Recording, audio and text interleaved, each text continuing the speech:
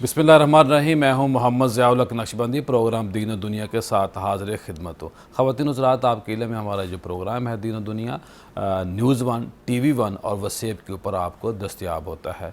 आज जो हमारा मौजू हज़रत सफ़िया रज़ियल्लाहु ताला अन्हा की ज़ात के ऊपर हमने बात करनी है। 50 हिजरी 670 ईस्वी में आपका इंतकाल होता है और जुमे का दिन था। तो आज जब हम आपसे मुखातब हैं तो ये भी जुमे का दिन है, उनका यौम है, हमने उनको याद रखना है क्योंकि ये मोमिनीन की माँ हैं। करीम आका सल्लल्लाहु अलैहि वसल्लम के निकाह में आने का अल्लाह पाक ने इनको शरफ़ बख्शा है, ये अता है मेरे अल्लाह पाक की। तो जब हम इन पाक हस्तियों का ज़िक्र करते हैं तो इसके पीछे हमारा जो मकसद है, जो हमारा एम है, वो यही है कि हमने इन पकीज़ा लोगों को, ख़वातीन और मर्द को याद रखना है क्योंकि ये हमारे मोहसन हैं।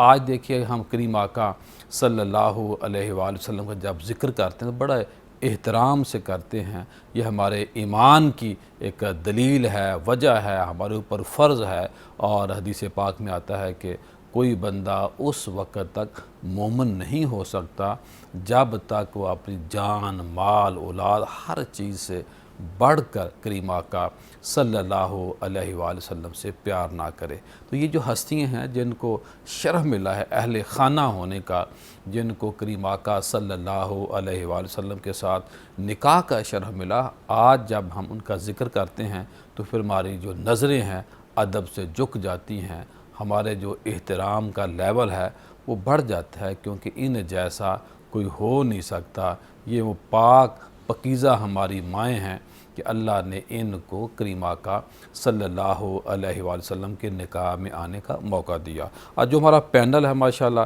डॉक्टर अली वक़ार साहब मौजूद हैं। 30 से ज़ायद किताबों के मुसन्नफ़ हैं माशाल्लाह। डायरेक्टर है मिनहाज एजुकेशन सोसाइटी और जो मिनहाज यूनिवर्सिटी है, बहुत बड़ा काम है माशाल्लाह। वहाँ जो ख़तीब ख़ताबत का फ़रीज़ा भी सर अंजाम दे रहे हैं। जामिया मस्जिद जो है वहाँ जुमा पढ़ाते हैं। और इनके साथ मौजूद हैं मौलाना अब्दुल्ला साकिब कादरी साहब। आप माशाल्लाह जामिया सदीदिया जो किरात की दुनिया का सबसे बड़ा मोतबर मदरसा है लाहौर के अंदर, उसके नाज़िम आला हैं। और तीसरे हमारे गेस्ट हैं डॉक्टर मोहम्मद इरफानुल हक़ साहब।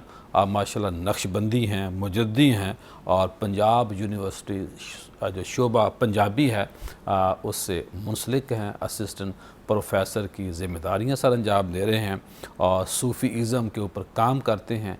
6 से ज़ायद किताबें इनकी माशाल्लाह मार्केट में आ चुकी हैं। और मैं अपने तमाम मेहमानों का शुक्रिया अदा करते हुए डॉक्टर अली वक़ार साहब की तरफ जाऊंगा और उनके सामने आज का मौजू रखूंगा और उनसे गुजारिश करूंगा कि वो हमें उम्मुल मोमिनीन हज़रत सफ़िया रज़ियल्लाहु ताला अन्हा की ज़ात के हवाले में बताए कि आपका हसब नसब क्या था, आपका जो ख़ानदानी तारफ़ था। ये जो हस्तियां हैं जिस तरह आज हम बात करेंगे तो ये आम ख़ानदान नहीं थे। ये इसलिए सवाल इसलिए किया जाता है जिसके पीछे एक अज़मत होती है।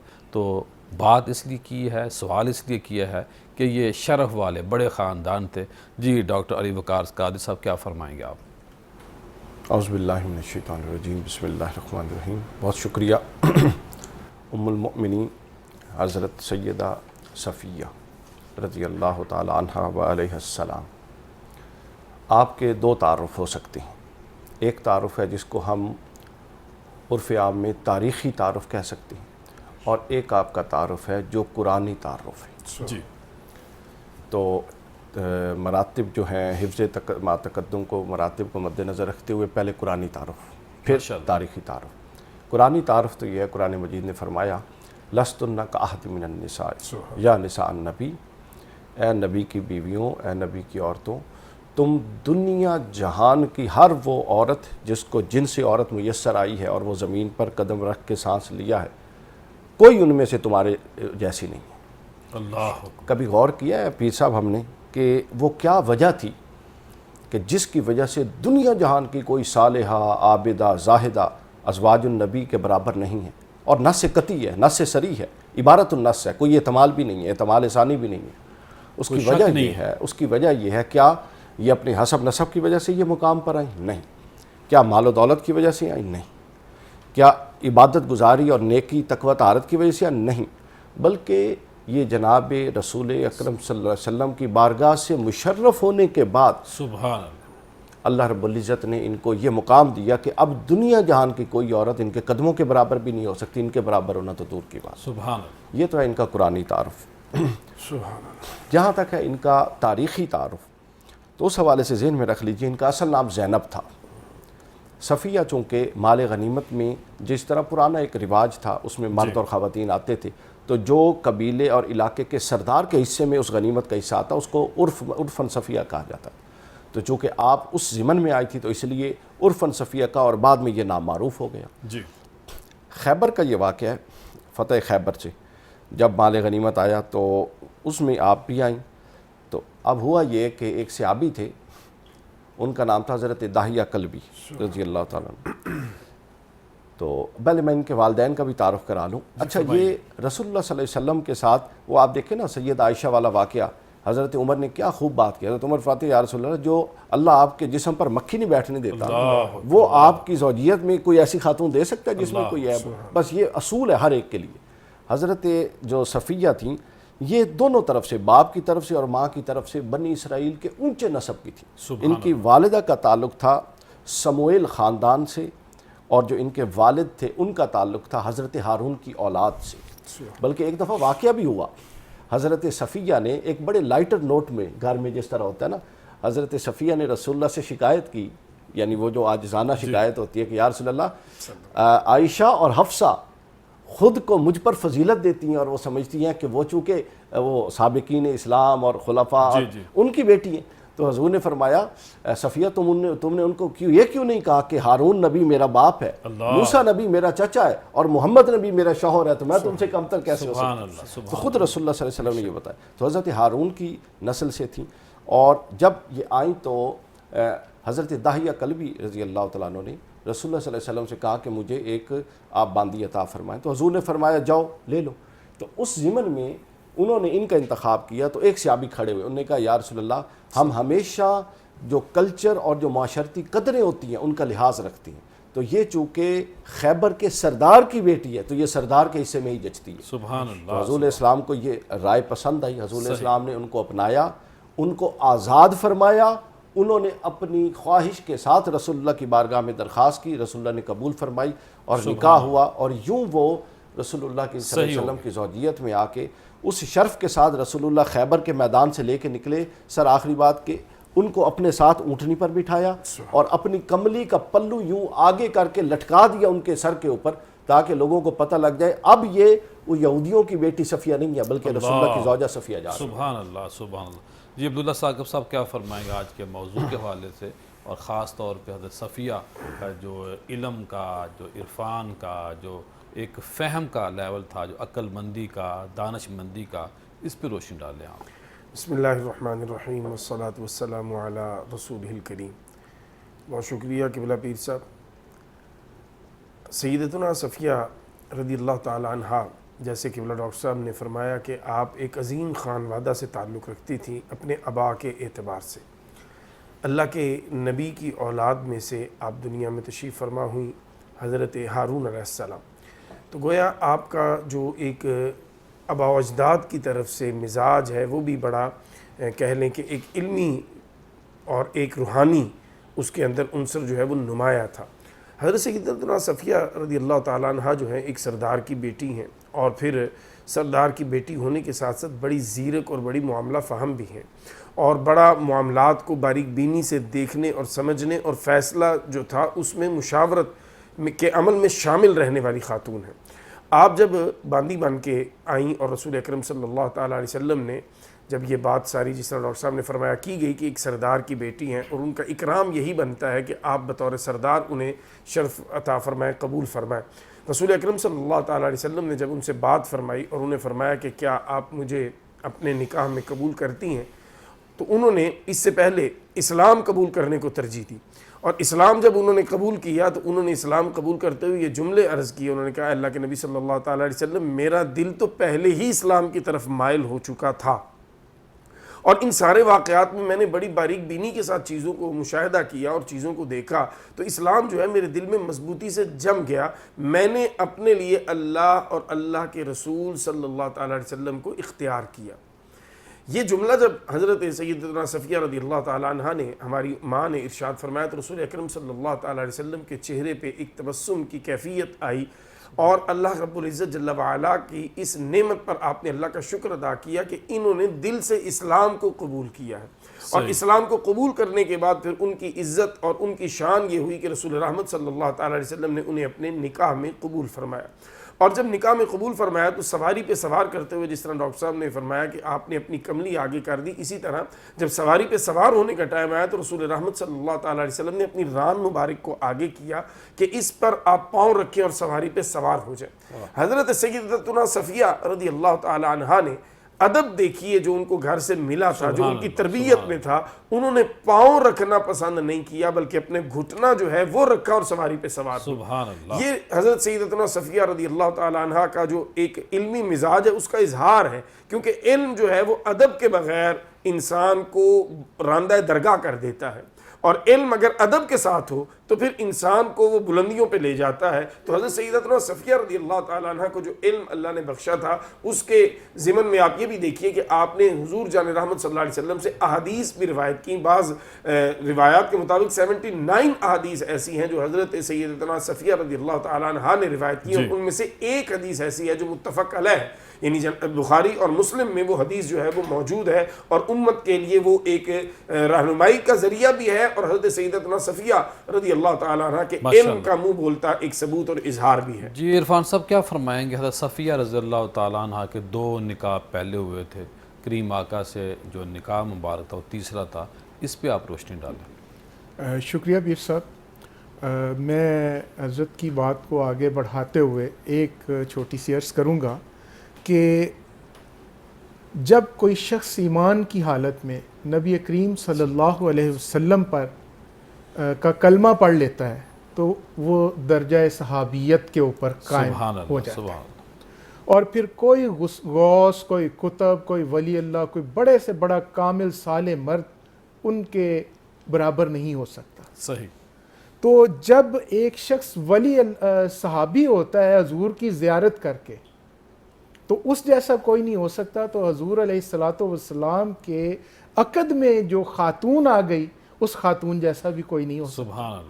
اس کی شان، اس کا مقام، اس کا مرتبہ خود اللہ پاک نے بیان فرما دیا کہ آپ نبی کی مقصد بیوی یہ ہیں. ہے کہ جو خواتین کریم آقا کے نکاح میں آ گئیں وہ ام المومنین بن وہ ام المومنین بن گئی، اور ان جیسا پھر کوئی نہیں، معاشرے میں کوئی نہیں، اور وہ پہلے سے چنیدہ تھیں.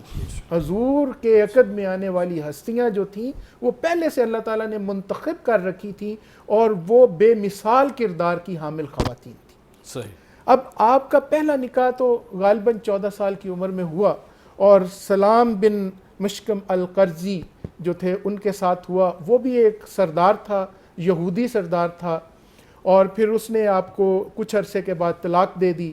پھر اس کے بعد آپ کو خیبر کے جو قلعے تھے ان میں سے ایک قلعے کا جو سردار تھا اس کا نام کنانا تھا، تو وہ کنانا بن عربی جو تھا اس سے آپ کا نکاح ہوا. تو اس نکاح کے بعد پھر جب نبی کریم صلی اللہ علیہ وسلم نے خیبر میں جب آپ غزوہ خیبر ہوا اور خیبر فتح ہوا تو اس سے پہلے ایک بڑا اہم واقعہ ہوا جو میں نے پہلے بات کی نا کہ یہ منتخب تھیں. تو وہ واقعہ یہ تھا کہ جب حضور علیہ الصلوۃ والسلام کے عقد میں آپ آئیں تو آپ کے چہرے پہ ایک نشان تھا. صحیح. تو رسول اکرم صلی اللہ علیہ وسلم نے پوچھا کہ یہ نشان کیسا ہے؟ تو عرض کیا کہ حضور میں نے ایک خواب دیکھا تھا جب میں خیبر میں تھی، تو میں نے خواب یہ دیکھا کہ آسمان سے ایک چاند اترا ہے اور میری گود میں آ گرا ہے. صحیح. تو میں نے اپنے شوہر، اس وقت جو شوہر تھا کنانا، تو میں نے اس کنانا کو یہ خواب دکھایا تو بتایا، تو اس نے ایک تھپڑ میرے منہ پہ اس زور سے مارا کہ یہ زخم جو ہے یہ اس نشان جو اس زخم کا ہے وہ زخم ہو گیا. تو اس نے مجھے یہ کہا کہ کیا تو خود کو عرب کے بادشاہ کو اپنے اس کے ساتھ اپنا عقد جو ہے وہ مجھے بتا رہی ہے؟ اللہ اکبر. تو کہنے لگی کہ یہ اس چیز کا نشان تھا، تو جو ثابت کرتا ہے کہ ان کو بھی پہلے سے اللہ تبارک و تعالی کی طرف سے یہ اشارہ ہو چکا تھا کہ شہنشاہ کائنات جو ہیں نبی کریم صلی اللہ علیہ وسلم کے عقد میں آپ نے جانا ہی تھا. صحیح. اور چونکہ آپ نے حضور کے عقد میں آنا تھا، اس لیے آپ کا دل اسلام کے لیے، کیونکہ یہ بزرگان دین نے کہا ہے کہ کوئی شخص جو سلیم الفطرت ہوگا اس تک اسلام کا پیغام پہنچے گا تو وہ اسلام قبول کیے بغیر رہ ہی نہیں سکتا. ماشاءاللہ تو ماشاءاللہ. اسی لیے جب آپ تک اسلام پہنچا اور آپ کو اللہ تبارک و تعالی نے وہ موقع عطا فرمایا تو آپ نے سب سے پہلے اسلام قبول کیا اور صرف اسلام نہیں قبول کیا بلکہ اس بات کا اظہار کیا کہ میں نے اللہ اور اللہ کے رسول کو دل سے قبول کر لیا. ماشاءاللہ. خواتین حضرات یہاں بریک لینی ہے، جائیے گا کہیں مت. ملتے ہیں بریک کے بعد، اور بریک کے بعد جب دوبارہ ہم بات کریں گے صفیہ رضی اللہ تعالی عنہا کی، تو پھر ہم نے بات کرنی ہے کہ آپ کی جو شان تھی، جو آپ کا شوکت تھا، یعنی شان و شوکت، آپ کے جو کمالات تھے، جو آپ کے اوصاف تھے، اس کے اوپر انشاءاللہ ڈاکٹر علی وقار صاحب سے ہم سوال کریں گے، وہ جواب دیں گے. جائیے گا کہیں مت. ملتے ہیں بریک کے بعد.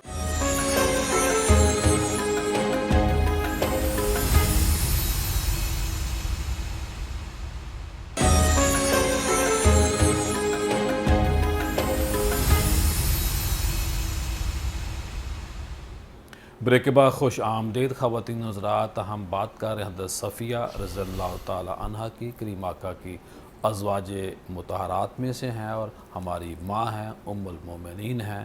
جب ہم ان کی بات کرتے ہیں تو یہ بنیادی طور پہ ہم اپنی قسمت کا اظہار کر رہے ہوتے ہیں، ہم غلامی کا اظہار کر رہے ہوتے ہیں، اور مالک کی توفیق ہے کہ اس نے ہمیں ان ہستیوں کا ذکر کرنے والا بنایا ہے. ہمارا اس میں کوئی کمال نہیں ہے، کمال اس میرے اللہ کا ہے کہ جس نے اپنی پاکیزہ جو آپ کی ہستیاں ہیں، جو آپ کے انسان ہیں، جو آپ کی مخلوق ہے، ان کا ذکر خیر کرنے والا ہمیں بنایا ہے.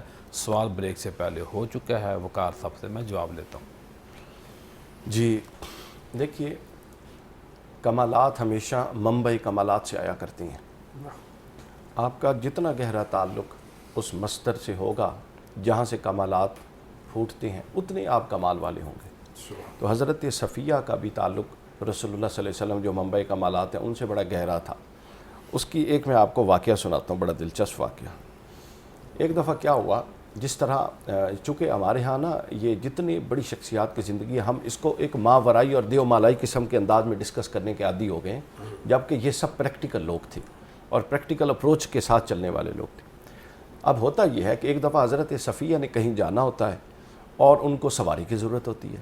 تو رسول اللہ صلی اللہ علیہ وسلم جو دوسری زوجہ ہیں حضرت زینب، ان کے جو حجر مبارک کے باہر ایک اونٹ کھڑا ہوتا ہے. تو حضور پیغام بھیجتے ہیں کہ اے زینب صفیہ کی طرف اونٹ بھیج دو. سبحان اللہ. سواری بھیج دو. سواری بھیج دو، جیسے ہم آج کی گاڑی منگواتے ہیں. ہاں گاڑی منگواتے ہیں. تو اب لیکن آپ نہیں بھیجتے، لیکن ہم تو بھیج دیتے ہیں. اب ہوتا یہ ہے کہ پیغام غلام جاتا ہے، پیغام دیتا ہے. تو حضرت زینب جو ہیں وہ ان دنوں میں حضرت صفیہ سے کسی بات سے ناراض ہیں. وہ اونٹ نہیں بھیجتی اور تھوڑا سخت جملہ کہہ دیتی ہیں کہ میں ان کو، یعنی ظاہر ہے وہ پہلے یہود کی اولاد سے تھی، یہودی کی اولاد سے، تو وہ اس نسبت سے مخاطب کر کے کہتی ہیں کہ میں اس کو سواری کیوں بھیجوں. رسول اللہ کو یہ بات اتنی ناگوار گزرتی ہے کہ رسول اللہ صلی اللہ علیہ وسلم ایک مہینہ حضرت زینب کے گھر تشریف نہیں لے جاتے، اللہ اکبر، جب تک کہ حضرت زینب نے حضرت صفیہ سے معذرت نہیں کی اس بات پر، اس جملے پر. اتنی محبت اور پھر عدل دیکھیے. اس پہ یہ بھی آتا ہے عدل پہ، اور دل آزاری کو دل آزاری بھی، دل آزاری معاف نہیں ہے. اور اگر کوئی آج بھی بندہ اسلام قبول کر دیتا ہے تو اس کے ماضی پہ بات نہ کرے. اب اس سے میں یہی بات کرنا چاہ رہا تھا. اب ہمارے ہاں جو گھروں کی چپکلشی ہے، آپ دیکھیں رسول اللہ صلی اللہ علیہ وسلم سے بڑی کریم ذات کوئی نہیں، بڑا معاف کرنے والا کوئی نہیں، لیکن آپ دوسرے کے ساتھ کی ہوئی زیادتی خود معاف نہیں کر سکتے. میں آپ کو ایک مثال دوں. ایک ایشو بنا فیملی کے اندر، وہ ایشو حضور شیخ الاسلام کے پاس آیا. انہوں نے بڑی خوبصورت بات کی. انہوں نے کہا بیٹا آپ اپنا حق معاف کرتے ہیں، آپ کی بہنوں نے، آپ کے بھائیوں نے آپ کی بیگم کے ساتھ یا کسی کے ساتھ زیادتی کر دی، ٹھیک ہے، آپ اپنا حق معاف کر سکتے ہیں، آپ دوسروں کا کیسے معاف کر سکتے ہیں؟ دوسروں کے ساتھ جو زیادتی ہوئی ہے آپ بطور سربراہ ساروں کے حق معاف نہیں کر سکتے. جی جی بالکل. ہر ایک کی اپنے جو اس کی عزت نفس مجروح ہوئی ہے اس کے پاس اپنا حق ہے اس کو معاف کرنے. تو رسول اللہ صلی اللہ علیہ وسلم نے اس بات کا لحاظ رکھا. اور آپ کے اخلاق اور کمالات کی طرف میں ذرا آپ کو اشارہ کرتا چلوں. بعض لوگ جس طرح حضرت سیدہ خدیجہ کے بارے میں امام حلبی نے لکھا اور شیخ محدث دہلوی رحمہ نے لکھا کہ جب آپ کعبۃ اللہ کا طواف کرتی تھی تو ایام جاہلیت میں جب لوگ طواف کرتے تھے تو جو بت پڑے تھے ان کے قریب ہو جاتے تھے، اور آپ جب طواف کرتی تھی تو بتوں کی طرف یوں کمر کر دیتی تھی. اللہ سبحان حضرت صفیہ کی یہ آتا ہے کہ انہوں نے اس کو بہت ساروں نے لکھا، ابن کثیر علیہ رحمہ نے اور لوگوں نے کہتے ہیں کہ جب آپ کی شخصیت کے اندر بہت سارے جو جاہلیت کے اوصاف عام لوگوں میں تھے وہ آپ میں نہیں پائے جاتے تھے. یہ چونکہ اوصاف تھے لیکن یہود کے ہاں یہ عیب شمار ہوتے تھے. وہ کہتی تھی کہ یہ عجیب خاتون ہے، یہ ہماری ان روایات کو کیوں نہیں اچھی طرح سے اپناتی جو ہمارے کلچر کا حصہ ہے. مثلا اب روایت ایک بیان ہو رہی ہے کہ جب ان کے شوہر کو قتل کر دیا، باپ کو اور بھائی تینوں مرد قتل ہو گئے غزوہ خیبر میں، تو اور ان کی جو بہن تھی ان کا بھی شوہر قتل ہو گیا. تو جب وہ یہ دونوں اپنے اس پاس سے گزری تو حضرت صفیہ اس تعلق ظاہرہ شوہر فوت ہوا تھا تو آپ غم زدہ تھیں مگر صبر کے ساتھ سواری سے گزر گئی. اور جو ساتھ آپ کی بہن تھی وہ رو رہی تھی، پیٹ رہی تھی چہرے کو، اور سارا وہ معاملہ ہو رہا تھا. تو حضرت صفیہ سے کسی نے پوچھا کہ آپ کو کیا غم نہیں ہے شوہر کے قتل ہونے کا؟ تو انہوں نے کہا غم ہے لیکن جو انسانی وقار ہے وہ مجھے ان اعمال کی اجازت نہیں دیتا. ابھی دین تو نہیں تھا، اسلامی وقار کی اجازت. اور پھر دوسرا دیکھیں آپ کتنی صبر والی بھی تھی. ہاں صابرہ. اب دیکھیں حضرت عمر فاروق کے دور کا واقعہ ہے. ایک خادمہ نے حضرت صفیہ کی شکایت حضرت عمر کو کی. جی جی. اور جو بات یہودی والی. ہاں انہوں نے کہا جی یہ یہودیوں کو سپورٹ کرتی ہیں. حضرت صفیہ نے کہا وہ میرے رشتہ دار ہیں، میرا سپورٹ کرنا حق ہے. اب وہ حضرت عمر نے بات سنی اور بات ختم ہو گئی. اب وہ جب خادمہ واپس آئی تو اس طرح ہمارے ساتھ کوئی کرے معاملہ اتنا بڑا تو ہم کیا کریں. انہوں نے کہا کہ چونکہ تو نے شکایت کی تو اب ایک آپشن یہ ہے کہ میں تجھ پر ناراض ہوں یا کوئی غصہ کروں، اور دوسری آپشن یہ ہے کہ میں اللہ کی رضا کے لیے تجھے آزاد کر دوں تاکہ یہ امکان ہی ختم ہو جائے کہ کسی وقت مجھے بطور انسان غصہ آئے اور میں اس انسانی نفسیات کے تابع ہو کے تیرے ساتھ کوئی بدلے کا انتقام کا سلوک کروں، اسی لمحے اس کو آزاد کر. اللہ. یہ جو صبر اور استقامت ہے یہ وہ انسانی اوصاف ہیں جو ہم نے ان شخصیات سے لینی ہے. صبر بھی حد درجے کا، عفو درگزر بھی حد درجے کا، اور ایک ایسی پریکٹیکل اپروچ کے ساتھ زندگی گزارنا کہ جس کا کوئی ثانی نہیں ہے. پھر جب آپ نے وصیت فرمائی، ابن سعد نے اس کو لکھا جی، آپ نے اب آپ مالدار تھیں اور ادھر سے بھی مال آیا، پھر مال غنیمت بھی بعد ازاں آتا رہا دیگر غزوات سے، تو آپ نے ایک گھر تھا وہ صدقہ کر دیا، 1,00,000 درہم تھا وہ آپ نے چھوڑا اپنے وصال مبارک سے پہلے. اچھا اب ہوا کیا؟ تو آپ نے فرمایا کہ اس کا ایک حصہ میرے بھانجے کو دینا. اچھا مسلمان ہی اور وہ صحابہ تھے سارے کے سارے، وہ ذرا انوائڈ تھے کہ چونکہ بھانجا یہودی تھا اس کو کیسے دوں. آپ ذرا توجہ کیجئے پیچھے، بھانجا یہودی تھا اس کو کیوں دے، وہ انوائڈ تھے اور اس وصیت کو ٹال رہے تھے. حضرت سیدہ ام المومنین حضرت عائشہ تک خبر پہنچ، حضرت عائشہ ناراض ہو. ابن صاحب نے لکھا حضرت عائشہ نے فرمایا تم اس کو قبر میں تکلیف دے رہے ہو اس کی وصیت پوری نہ کر کے، اس کی وصیت پوری کرو، چونکہ وصیت کرنے والے کا حق ہے اور وہ اس کا رشتے میں باندھ جائے، اس کا ایمان و کفر سے کوئی تعلق نہیں. تو گویا رشتوں کے تقدس کو اور رشتوں کی قدروں کو یوں پالا جاتا ہے زندگیوں میں بھی اور زندگیوں کے بعد. رشتے جی بڑی ڈیمانڈ کرتے ہیں، بڑی کیئر کرنی پڑتی تب جا کے رشتوں کا نبھا ہوتا ہے. جی عبداللہ ثاقب صاحب کیا فرمائیں گے؟ آپ کے جو لمحات گزرے کریم آقا کے ساتھ صفیہ کے، اس پہ آپ روشنی ڈالیں کیونکہ بڑی سعادت والی بات ہوتی ہے. کریم آقا کے جو نکاح میں خواتین آئی، اس سے دنیا کے اندر بلکہ دنیا کے ظاہری دنیا کے بعد بھی اس سے بڑی کیا سعادت ہے ان مقدس ہستیوں کی، ان خواتین کی، کہ آج بھی ہم ان کی غلامی کا دم بھرتے ہیں اور ذکر خیر کر رہے ہیں. اصل جو صحبت ہے، جو نسبت ہے، وہ ہے نا کریم آقا کا جو گھر تھا، اس وجہ سے ساری برکتیں ہیں. کیا فرمائیں گے آپ؟ جی قبلہ بالکل ایسی بات ہے. وَأَزْوَاجُهُ أُمَّهَاتُهُمْ، یہ قرآنی ٹائٹل ہے ان عزت مآب عفت مآب خواتین کے لیے کہ یہ مومنوں کی مائیں ہیں. اور رسول رحمت صلی اللہ تعالیٰ علیہ وسلم یا دیگر انبیاء کرام علیہ السلام کے نکاح میں آ جانا یہ بہت بڑی سعادت کی بات ہے. اور دیکھیے بڑی ہستیوں کے ساتھ انسان کا وقت تھوڑا بھی گزرا ہو تو وہ اسے بہت غنیمت اور سرمایہ حیات سمجھتا ہے. ہم جیسے بندے کو بھی اگر کسی نیک بندے کی صحبت سنگت چند لمحوں کے لیے، چند منٹوں کے لیے میسر آئے تو ہم ساری زندگی ان لمحات کے اثر میں رہتے ہیں اور ان کا سحر ہم پر طاری رہتا ہے۔ یہ وہ عزت مآب خواتین ہیں جنہوں نے اپنی زندگی کا بیشتر حصہ رسول رحمت صلی اللہ تعالیٰ علیہ وسلم کی خدمت کی سعادت پاتے ہوئے بسر کیا، اور آپ دیگر ازواج مطہرات کی طرح آپ کو بھی سرکار صلی اللہ تعالیٰ علیہ وسلم نے وہی محبت، وہی پیار اور وہی اخلاقی کریمانہ عطا فرمائے اور وہی فیاضی عطا فرمائی جو دیگر ازواج کے ساتھ آپ کی رہی۔ جس طرح قبلہ ڈاکٹر صاحب نے ابھی چند لمحے پہلے اس طرف توجہ دلائی کہ حضرت سیدہ امی عائشہ اور امی حفصہ رضی اللہ تعالیٰ عنہما، یہ دونوں ہماری مائیں جو ہیں رسول اللہ صلی اللہ تعالیٰ علیہ وسلم کو بڑی یہ محبوبہ ہے، خاص کر امی عائشہ تو صدیقہ رضی اللہ تعالیٰ عنہ۔ لیکن ایک موقع پہ جب انہوں نے امی حفصہ کو، صفیہ کو اس بات پہ تھوڑا سا ٹیز کیا کہ آپ جو ہیں وہ یہودیہ کی اولاد ہیں، تو رسول رحمت صلی اللہ تعالیٰ علیہ وسلم نے اس پر حضرت صفیہ کو جواب عنایت فرمایا کہ آئندہ کے لیے اگر ایسی کوئی بات ہو تو آپ بھی جواب دیں، آپ کیوں خاموشی سے سنتی ہیں؟ یہ محبت کی ایک وہ علامت ہے، اور ایک یہ محبت جو میاں بیوی کے درمیان اللہ نے رکھی ہے، اس کی عظمت ہے یہ کہ رسول رحمت صلی اللہ تعالیٰ علیہ وسلم نے انہیں باقاعدہ جواب سکھایا، اور جواب ایسا کہ جس جواب کے آگے پھر کوئی سوال باقی نہ بچے۔ اللہ کہ آپ یہ کہیں میں ایک نبی کی بیٹی ہوں، ایک نبی میرا چچا ہے اور نبیوں کے سردار میرے شوہر ہیں، تو میرا نبیوں والا خاندان ہے، میں کسی سے کم تر کیسے ہو سکتی ہوں؟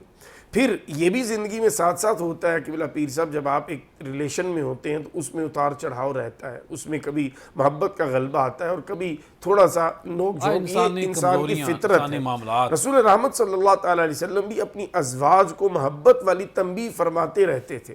ایک موقع پہ رسول رحمت صلی اللہ تعالیٰ علیہ وسلم نے حضرت امی صفیہ سے ناراضگی کا اظہار فرمایا کسی معاملے میں۔ حضرت امی صفیہ سے حضور جان رحمت صلی اللہ علیہ وسلم کی ناراضگی برداشت نہ ہوئی، اور آپ جانتی تھیں کہ حضور صلی اللہ تعالیٰ علیہ وسلم کو راضی کرنے کے لیے حضرت سیدہ طیبہ طاہرہ امی عائشہ تو صدیقہ رضی اللہ تعالیٰ عنہا سے بہتر کوئی نہیں، تو آپ ان کی خدمت میں حاضر ہوگی اور ان سے عرض کی کہ اللہ کے رسول صلی اللہ تعالیٰ علیہ وسلم کو مجھ سے راضی کر دیجئے۔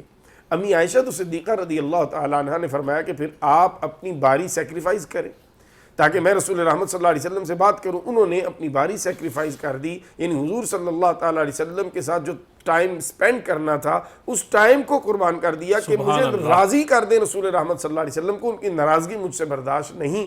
امی عائشہ نے بات کی اور رسول اکرم صلی اللہ تعالیٰ علیہ وسلم امی سیدہ صفیہ سے راضی ہوئے، تو حضور جان رحمت صلی اللہ علیہ وسلم کی محبتوں اور آپ کی بہت سی نوازشات جو ہیں وہ برابر میسر رہیں حضرت امی سیدہ صفیہ رضی اللہ تعالیٰ عنہ۔ جی ڈاکٹر عرفان صاحب کیا فرمائیں گے آپ؟ شکریہ پیر صاحب، میں دو باتیں عرض کروں گا۔ پہلی بات یہ کہ آپ کے اگر خاندان کی طرف دیکھیں تو ایک طرف تو آپ کا خاندان جو ہے وہ نبیوں کا خاندان ہے، آپ نبیوں کے خاندان سے تعلق رکھتی تھیں۔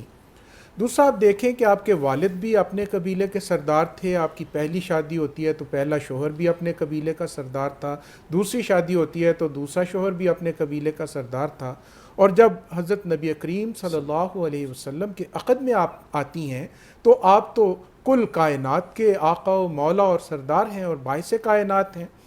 تو آپ کی جو شخصیت تھی شروع دن سے، پیدائش سے ہی لے کر آپ کو جب آپ دیکھیں تو ایک متانت، ایک سنجیدگی، ایک وقار اور عزم اور حوصلہ آپ کے اندر بہت کمال کے ساتھ بھرا ہوا تھا، روب و دبدبا روب و دبدبا۔ آپ دیکھیں کہ جب حضور علیہ الصلوۃ والسلام کا وصال مبارک ہوتا ہے اس وقت آپ کی عمر جو تھی وہ قریباً 21 سال تھی، اور کچھ روایات ہیں کہ اس سے کچھ زیادہ تھی۔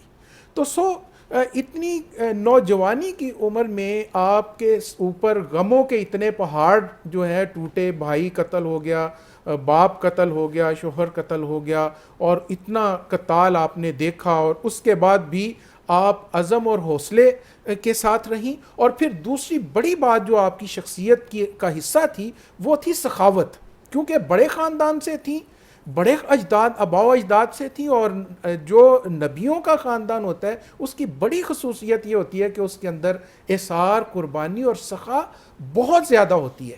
تو آپ جب مدینہ شریف میں تشریف لائیں جب حضور کے عقد میں، تو آپ کو ملنے کے لیے حضرت سیدہ کائنات بی بی پاک سلام اللہ علیہا تشریف لاتی ہیں، تو جب وہ آپ کے پاس آئیں تو آپ نے اپنے کانوں کے جھمکے اتارے اور ان کی خدمت میں ہدیہ پیش کر دیا۔ سبحان اللہ۔ اسی طرح اور ان کے ساتھ جتنی خواتین تھیں ان سب کو آپ نے تحفے تحائف دیے.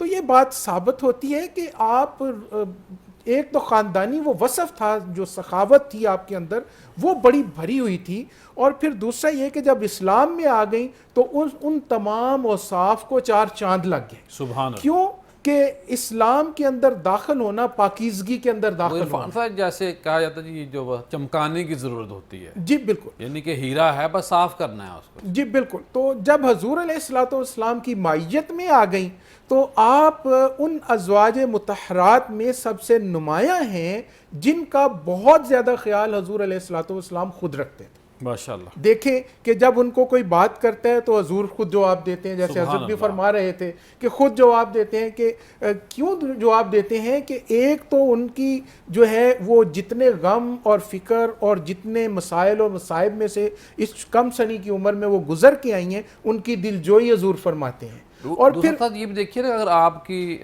بیگم کو کوئی بندہ بات کرتا ہے تو اس کو جواب دینا یہ کریم آقا کی سنت بھی بن گئی. جی بالکل, جرت کا اظہار کرنا چاہیے اور اپنی جو بیگمات ہے ان کی عزت اور وقار پہ کوئی سمجھوتا نہیں کرنا چاہیے, سٹینڈ لینا چاہیے. جی بالکل, کیونکہ اگر خاوند عزت نہیں دے گا ڈاکٹر صاحب تو پھر معاشرہ عزت نہیں دیتا, گھر والے عزت نہیں دیتے, خاندان والے عزت نہیں دیتے. جی بالکل پیر صاحب, یہ حقیقت ہے آج کے معاشرے میں بھی, اور اس معاشرے میں بھی کسی خاتون کی جو عزت ہوتی ہے اس کے شوہر کے ساتھ جڑی ہوئی ہوتی ہے, اور شوہر کی عزت جو ہے وہ خاتون کی عزت سے جدا نہیں ہوتی.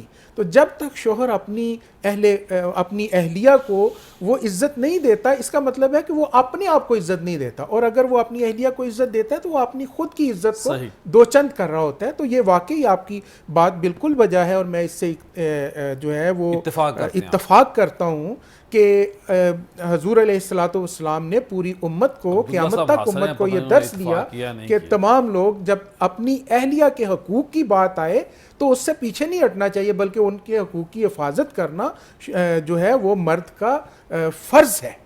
تو اس طرح حضور علیہ الصلوۃ والسلام کی زوجیت میں جو وقت حضرت بی بی پاک حضرت صفیہ رضی اللہ تعالی عنہا ام المومنین ہیں, تو انہوں نے جو گزارا ہے وہ کمال گزارا ہے. بریک لینی ہے اور بریک کے بعد دوبارہ ملاقات ہوتی ہے. جائیے گا کہیں مت, ملتے ہیں مختصر بریک کے بعد.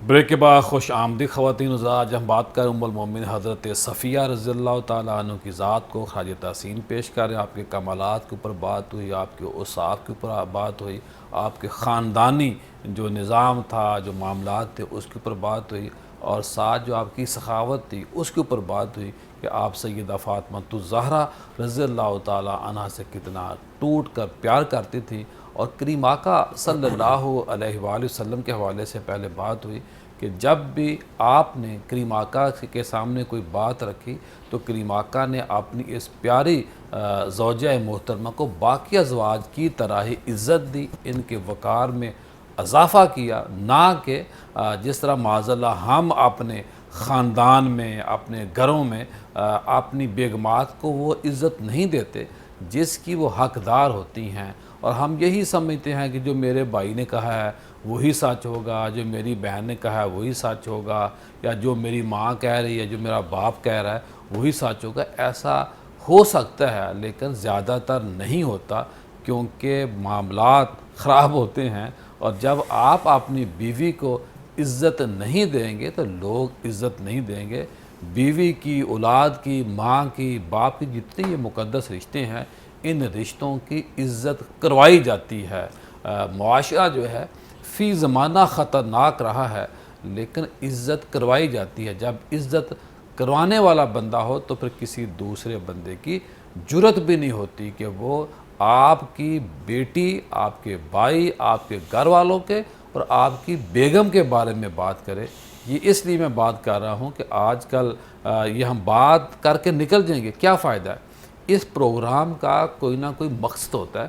جی ڈاکٹر علی وقار صاحب, جتنی ہم باتیں کرتے ہیں اس کے پیچھے جو ایک تھیم ہے, جو اپروچ ہے, جو ایک بینیفٹ ہمیں لینا چاہیے, جو کریم آقا صلی اللہ علیہ وسلم کے زبان مبارک سے نکلی ہوئی باتیں ہیں، جو الفاظ ہیں، ان کی بڑی حرمت ہے، بڑا وقار ہے، کیا فرمائیں گے آپ؟ بالکل درست ہے، ان کی بڑی تاثیر ہے، لیکن ایک چیز ذہن میں رکھ لیجئے کہ وہ قرآن مجید ہو یا رسول اللہ صلی اللہ علیہ وسلم کا عمل ہو، جب تک آپ اس کو کرتے نہیں ہیں اس کے اثرات آپ محسوس نہیں کر سکتے۔ جی، آپ زبانی کلامی اے سی والے کمرے میں بیٹھ کے قرآن پڑھیں اور کہیں کہ قرآن آپ کو اپنے معارف کھول دے، یہ نہیں ہوتا۔ قرآن تو آپ کو ہر چوک میں بدلنے کی آپ سے توقع رکھتا ہے۔ حضرت عمر فاروق سے ابن عباس کی روایت ہے، کتاب الروح میں ابن جوزی نے بیان کی۔ حضرت عمر فاروق رضی اللہ تعالیٰ عنہ نے 8 سال میں سورۃ بقرہ پڑھی۔ ابن عباس کہتے ہیں میں نے پوچھا کہ اب مطلب اتنا طویل عرصے میں تو کتنی دفعہ ہم قرآن پڑھ چکے ہیں؟ تو حضرت عمر فاروق رضی اللہ تعالیٰ نے فرمایا کہ جب میں ایک رکوع یا چند آیتیں پڑھتا تھا تو وہ چند آیتیں مجھ سے کچھ تقاضا کرتی تھی، میں اپنی شخصیت اس سے مختلف پاتا تھا، ہائے ہائے، تو بجائے اس کے کہ میں آگے بڑھتا میں رک جاتا تھا، کہ پہلے پہ عمل کر لوں میں ان آیات کے احکام کے مطابق شخصیت کو ڈالتا، پھر اگلی آیتوں پہ چلتا تو پھر دیکھتا کہ اور پہلو ہے جو عمر کے قرآن کے نافذ کرتا تھا، طاری کرتا تھا کیفیت کو۔ پھر اگلی آیات پر جاتا تو دیکھتا کہ قرآن اور کچھ کہہ رہا ہے اور عمر اور طرف جا رہا ہے، پھر اپنے آپ کو واپس پلٹاتا اور اس کے مطابقت میں لاتا۔ تو گویا میں نے سورۃ البقرہ پڑھی نہیں ہے بلکہ سورۃ البقرہ پوری کی پوری اپنے اوپر طاری کر لیا، ہائے ہائے، جس سبحان کو علامہ نے کہا تھا کہ تیرے وجود پر جب تک نہ ہو نزول کتاب، گرہ کشا ہے نہ رازی نہ صاحب کشاف۔ تو قرآن اور سنت یہ جب تک آپ عمل نہیں کرتے، محض باتیں کسی کہانیوں سے آپ کو اس کی حلاوت محسوس نہیں ہو سکتی کہ ایمان نام کس شے کا ہے۔ اب اسی تسلسل کو آگے بڑھاتے ہوئے جو آپ نے بڑا اچھا موضوع بیان کیا، ہم نے جو بھی موضوع بیان کرنا ہے اس کے امپلیکیشن معاشرے پر ضرور بیان جی بالکل، امپلیمنٹیشن، یہ رسماً ہم پروگرام نہیں کر رہے۔ ہاں یہ اچھے، اور ہمارے ہاں یہ ہوتی ہے، ہم اس پروگرام میں خاص طور پہ اس کے اہتمام رکھتے ہیں تمام احباب۔ اچھا، ابھی جس موضوع کو آپ نے چھیڑا یہ بڑی ضروری موضوع ہے، بیویوں کے احترام والا اور یہ سارے معاملہ۔ اب میں حضرت پورے خاندان کا جی ہاں، حضرت صفیہ رضی اللہ تعالیٰ عنہ کا ابھی ایک واقعہ میرے ذہن میں آیا۔ ابھی رسول اللہ صلی اللہ علیہ وسلم کے ایام علالت تھے، ایام وصال تھے، آپ بیمار تھے۔ ایک دن بیماری اس میں اتار چڑھاؤ آتا رہا، ایک دن بیماری تھوڑی زیادہ تھی، آپ تکلیف میں تھے، تو حضرت صفیہ تشریف فرما تھی، حضرت عائشہ، حضرت حفصہ اور کچھ اور ازواج بھی موجود تھی، لیکن ان 3 کے نام ہیں روایت میں۔ تو حضرت صفیہ نے فرمایا کہ جب رسول اللہ کی تکلیف دیکھی، یا رسول اللہ کاش یہ تکلیف آپ کو نہ ہوتی، یہ بیماری مجھے ہو جاتی۔ اللہ، اچھا، حضرت عائشہ نے اور حضرت حفصہ نے بڑی عجیب نظروں سے حضرت صفیہ کو دیکھا، تو رسول اللہ کا، اب دیکھیے رسول اللہ کی زوجہ ہیں، وہ بھی ادھر بھی زوجہ ہے، لیکن وہ اس انداز میں دیکھ رہی ہیں کہ وہ دیکھنا بھی رسول اللہ کو گوارا نہیں تھا۔ رسول اللہ نے ٹوکا اور کہا، فرمایا کہ عائشہ اور حفصہ اس کو اس طرح نہ دیکھو، یہ کسی بناوٹ کی وجہ سے نہیں کہہ رہی، یہ بالکل اس کا دل بھی یہ بات کہہ رہا ہے کہ یہ بیماری اس کو لگ جائے۔ اور کریم آقا دلوں کا حال جانتے آپ اندازہ کر لیں، اور رسول اللہ ظاہر ہے وہ وما ینطق عن الہویٰ، وہ ایسی بات محض دل رکھنے کے لیے تو فرما نہیں سکتے جو حق سے ہٹی ہوئی ہو، ٹھیک؟ تو حضور نے فرمایا کہ یہ صرف زبان سے نہیں کہہ رہی بلکہ اس کا دل بھی ایسی گواہی دے رہا ہے کہ یہ چاہتی ہے کہ یہ بیماری اس کو لگ جائے، یعنی اس کا میرے ساتھ تعلق کا یہ عالم۔ صحیح۔ اور ہمیں اس سے یہ سبق ملتا ہے کہ اچھا، اب یہ زوجہ کا ماپ، یعنی کس آپ کی گھر والوں کی طرف کو اس طرح سے دیکھے جو معیوب ہو تو آپ کو اس پہ بھی محتاط رد عمل دینا ہے، یہ روایت ہمیں یہ بتاتی ہے۔ سبحان اللہ۔ اور پھر عام انسان تک آپ چلے جائیں، رسول اللہ صلی اللہ علیہ وسلم تشریف فرماتے، مولا علی ساتھ تھے، ایک شخص آیا بیمار تھا رسول اللہ سے دعا کروانے، تو ایک تیسرے صحابی نے اس شخص کو ایسے دیکھا کہ جس طرح وہ بیچارہ بیمار تھا اور اس کے گوشت کچھ گلا ہوا تھا، تو ایسے دیکھا جیسے قرات سے دیکھتی ہیں، استغفر اللہ۔ اسمیل آ رہی تھی نا اس وقت۔ تو رسول اللہ صلی اللہ علیہ وسلم، اب وہ چلا گیا اپنی حاجت، حضور نے دعا فرما دی، چلے گئے۔ حضور اس صحابی سے ناراض، چہرے پر تغیر، حضرت علی پوچھتے ہیں یا رسول اللہ آپ کیوں ناراض ہیں؟ یہ سیرت ہے ہمارے نبی کی۔ حضرت علی یا رسول اللہ کوئی حادثہ واقعہ تو نہیں ہوا، کوئی وحی آئی ہے، آپ کیوں پریشان ہیں؟ حضور علیہ السلام نے فرمایا کہ اس نے میرے امتی کو جس نظر سے، میرے صحابی نے جس نظر سے دیکھا ہے، جو میں نے محسوس کیا، تو عین ممکن ہے اس کی بھی عزت نفس مجروح ہوئی ہو کہ میری تکلیف کو یہ کیسے دیکھ رہا ہے۔ اللہ تو فرماتے ہیں اس دیکھنا میری طبیعت پہ گوار گزرا۔ اللہ۔ جی عبداللہ ثاقب صاحب کیا فرمائیں گے حضرت صفیہ کی جو جرأت، بہادری، جو آپ کی ذہانت، متانت اور آپ کی عقل مندی والے فیصلے تھے، اس پہ آپ روشنی ڈالیں۔ جی بالکل، دیکھیں ان کی ذہانت اور ان کا جو عقل مندی والا فیصلہ ہے، سب سے بڑا تو اسلام قبول کرنا، اور اسلام جس حالت میں انہوں نے قبول کیا، جس کی طرف اشارہ کیا قبلہ ڈاکٹر صاحب نے بھی، پروفیسر صاحب نے بھی، کہ باپ، شوہر صاحب کا یہ سامنے پڑے ہوئے، قوم جو ہے وہ قتل ہو چکی ہے.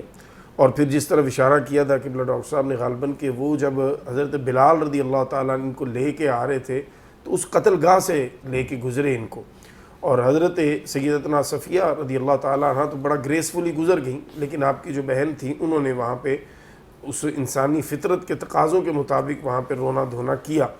رسول رحمت صلی اللہ تعالیٰ علیہ وسلم کی بارگاہ میں جب یہ بات پہنچی تو آپ نے جناب سیدنا بلال رضی اللہ تعالیٰ عنہ سے ناراضگی کا اظہار فرمایا تم اس راستے سے کیوں انہیں لے کے آئے ہو جہاں ان کے اپنوں کی لاشیں پڑی تھیں، تمہیں راستہ بدل کے ان کو لانا چاہیے تھا.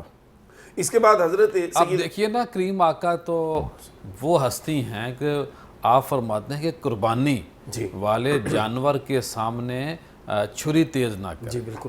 اور ایک جانور کے سامنے دوسرا جانور ذبح نہ کرے. بالکل اللہ کے نبی نے، میرے نبی نے تو جانوروں کے حقوق کی بات کی، یہاں تو گھر والا معاملہ ہے. بالکل ایسے ہی. اس کے بعد پھر آپ دیکھتے ہیں کہ جب حضرت سیدنا عثمان بن عفان رضی اللہ تعالیٰ عنہ کا زمانہ خلافت آیا اور آپ کے گھر کو محاصرہ کر لیا گیا، بلوائیوں نے گھیر لیا، اس حالت میں امت کا بھلا اور امت کے ساتھ ہمدردی اور احساس اس قدر غالب آیا کہ ہماری ماں حضرت سیدہ صفیہ رضی اللہ تعالیٰ عنہ اپنے گھر سے نکلی کھانا لے کے حضرت امیر المؤمنین کو پہنچانے کے لیے. اور جب آپ کی سواری قریب پہنچی تو اس وقت ان باغیوں کے ذہن پہ چونکہ خون سوار تھا ان کی آنکھوں پہ، تو انہوں نے آپ کے جو ساتھ ملازم تھا اس کے ساتھ بدتمیزی اور بد تہذیبی اور بد کلامی کی، جس پر مجبوراً حضرت سیدتنا صفیہ رضی اللہ تعالیٰ عنہ کو وہاں سے واپس لوٹنا پڑا. لیکن انہوں نے اس کٹھن اور اس گھٹن زدہ ماحول میں بھی علم بلند کیا انصاف کا، عدل کا اور ہمدردی کا، کہ امیر المؤمنین رضی اللہ تعالیٰ عنہ کو اس وقت ضرورت ہے ہماری. آپ اپنے گھر سے نکلیں اور باپردہ نکلیں. حضرت سیدتنا صفیہ رضی اللہ تعالیٰ عنہ جو تھیں وہ چونکہ اس تکلیف سے گزر چکی تھی، انہیں احساس تھا کہ جب کوئی اپنا جاتا ہے تو کس قدر تکلیف ہوتی ہے، اور پھر خاص کر امت کا شرازہ جو ہے وہ بکھرے گا حضرت امیر المؤمنین کی شہادت کے ساتھ. تو انہوں نے اس موقع پہ بھی یہ پیغام دیا اپنے عمل کے ذریعے، اپنے کردار کے ذریعے، اپنے گھر سے نکل کے امت کو، کہ آپ کو باہر نکلنا چاہیے. لیکن جب آپ کو واپس مجبوراً پلٹنا پڑا تو آپ نے پھر وہ کھانا حضرت سیدنا امام حسن مجتبیٰ رضی اللہ تعالیٰ عنہ کے ہینڈ اوور کیا کہ آپ یہ کھانا امیر المؤمنین تک پہنچائیے، اور وہ کھانا پہنچا. یہاں ایک چیز کا میں اشارہ کر کے اپنی بات مکمل کرتا ہوں. حضرت سیدتنا صفیہ رضی اللہ تعالیٰ عنہ چونکہ بڑی کم سنی تھی آپ کی عمر میں، آپ 21-22 سال کی عمر میں جب رسول رحمت صلی اللہ علیہ وسلم کا وصال با کمال ہوا، اور جب آپ نکاح میں آئیں تو تقریباً 17 سے 18 برس آپ کی ایج ہے اس وقت. آپ جب آتی ہیں، جس طرف کہ پروفیسر صاحب نے وہ واقعہ تو بیان کر دیا کہ جب حضرت بی بی پاک آپ سے ملاقات کے لیے آتی ہیں اور آپ کو بتایا جاتا ہے کہ یہ رسول رحمت صلی اللہ علیہ وسلم کی صاحبزادی ہیں اور لاڈلی صاحبزادی ہیں، سبحان اللہ. تو انہوں نے اکرام کیسے کیا؟ اپنے کانوں سے.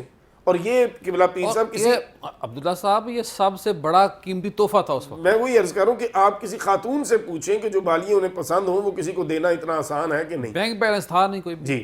تو آپ نے اپنے کانوں سے اتار کے بالیاں جو ہیں وہ پیش کر دیں، آپ نے اپنا زیور پیش کر دیا، اور پھر آپ کا اکرام اس درجے پہ جا کے کیا کہ آپ کے ساتھ آنے والی تمام خواتین کو کوئی نہ کوئی تحفہ زیور کی صورت میں پیش کیا، خالی نہیں جانے دیا. اہل بیت اطہار ریزن کیا تھی عبداللہ صاحب کہ ایک آپ بادشاہ کی بیٹی. جی بالکل. آپ جانتی ہیں سخی باپ کی اولاد ہونا یہ بھی بہت بڑا شرف ہوتا ہے، کیونکہ ان کے ہاں یہ معمول تھا، پرابلم بھی ہوتا ہے اور جینز کی بیوٹی بھی ہوتی ہے، دونوں چیزیں ہوتی ہیں. یہ معمول تھا کہ جب آپ کسی کی طرف جاتے ہیں یا کوئی آپ کی طرف آتا ہے تو آپ نے جو پروٹوکولز ہیں ان کو فالو کرنا ہے، تو آپ نے اسی کو فالو کیا. لیکن اس میں جو ایک اہم چیز تھی نا وہ یہ تھی اہل بیت اطہار کے ساتھ تعلق، محبت کا اور ایثار اور پھر ان کی خدمت کا جذبہ.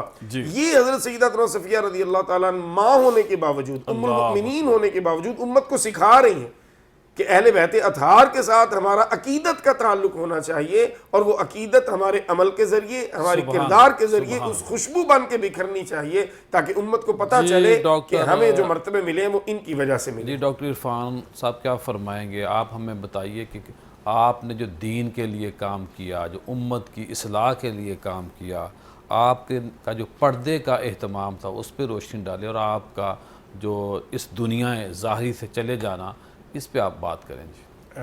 جی ضرور پیر صاحب. دیکھیں کہ تصوف کی ایک اصطلاح ہم اکثر کتابوں میں پڑھتے ہیں، فنا فی الرسول۔ فنا فی الرسول کا مطلب یہ ہوتا ہے کہ آپ نبی کریم صلی اللہ علیہ وسلم کے اسوہ کامل کو اس قدر اپنا لیں کہ اپنی ذات کی خواہش اور طلب ہی ختم ہو جائے اور ہر عمل حضور علیہ السلام کے عمل کے عین مطابق ہو جائے، اور ہر خواہش حضور کی خواہش کے مطابق ہو جائے، اپنی خواہش باقی ہی نہ رہے۔ اب اس صورت میں آپ دیکھیں، جب اسوہ حضرت صفیہ رضی اللہ تعالی عنہا کا مطالعہ کرتے ہیں تو آپ میں یہ وصف بکمال موجود ہے کہ حضور کی ذات میں فنائیت اس قدر حاصل تھی کہ حضور کی تکلیف کو اپنی تکلیف سمجھتی تھیں، حضور کی خوشی کو اپنی خوشی، حضور کے عمل کو اپنے لیے بالکل سب سے زیادہ فضیلت والا عمل، اور حضور علیہ السلام کی آل اولاد کے ساتھ محبت کو اپنا یقین اور ایمان سمجھتی ہیں۔ یہ درس ہے کہ جو اللہ کے نبی صلی اللہ علیہ وسلم نے ارشاد فرمایا کہ میں تجھ سے کچھ نہیں مانگتا، اللہ کے حکم سے، قرآن مجید کی آیات ہیں کہ میں تجھ سے کچھ نہیں مانگتا اس بات کا افزانہ جو میں اللہ کا پیغام تمہیں دیتا ہوں، ما سوا اس کے کہ تم میری اولاد سے محبت کرو۔ تو حضرت صفیہ رضی اللہ تعالی عنہا نے اپنے عمل سے حضور کی اولاد کے ساتھ محبت کر کے دکھائی، اور پھر جب پردہ فرمانے کی بات ہے، 65 سال کی عمر میں آپ کا وصال ہوا ہے، 50 ہجری میں، اور 1,00,000 درہم اس وقت آپ کے پاس موجود تھے۔ ان میں سے کچھ حصہ جو اپنے بانجے کے لیے، جیسے ڈاکٹر علی وقار صاحب نے پہلے کہا، تو وہ انہوں نے وصیت کی تھی، باقی تو سارے کا سارا ترکہ اسلام کے نام پہ دے دیا۔ ڈاکٹر صاحب بہت شکریہ، معذرت چاہتا ہوں، ہمارا ٹائم یہاں ختم ہو گیا۔ آج کا وظیفہ خواتین حضرات، یا کویو، بہت طاقتور۔ اگر آپ یہ چاہتے ہیں کہ لوگ آپ کی عزت کریں، یا مثلا اگر آپ کسی کی طرف جا رہے ہیں، آپ کو یہ خطرہ ہے کہ یہ میرا کام نہیں کرے گا یا مجھے نقصان پہنچائے گا، میری عزت نہیں کرے گا، تو آپ نے پڑھنا ہے یا کویو۔ آپ پڑھتے جائیں، اللہ آپ کو برکت دے گا۔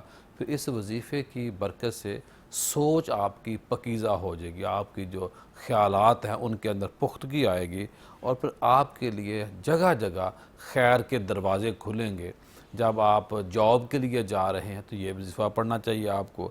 پھر آپ کسی بھی کامیابی کو مکمل طور پہ انجوائے کرنا چاہتے ہیں، یہ چاہتے ہیں کہ میرا کام ہو جائے، تو آپ نے اللہ کو یاد کرنا ہے، یا کویو پڑھنا ہے۔ اگر مستقل بنیادوں پہ آپ ترقی کا جو زینے ہوتے ہیں، جو سیڑھیاں چڑھنا ہے آپ نے، تو پھر آپ 313 بار نماز فجر اور نماز عشاء کے بعد پڑھیں۔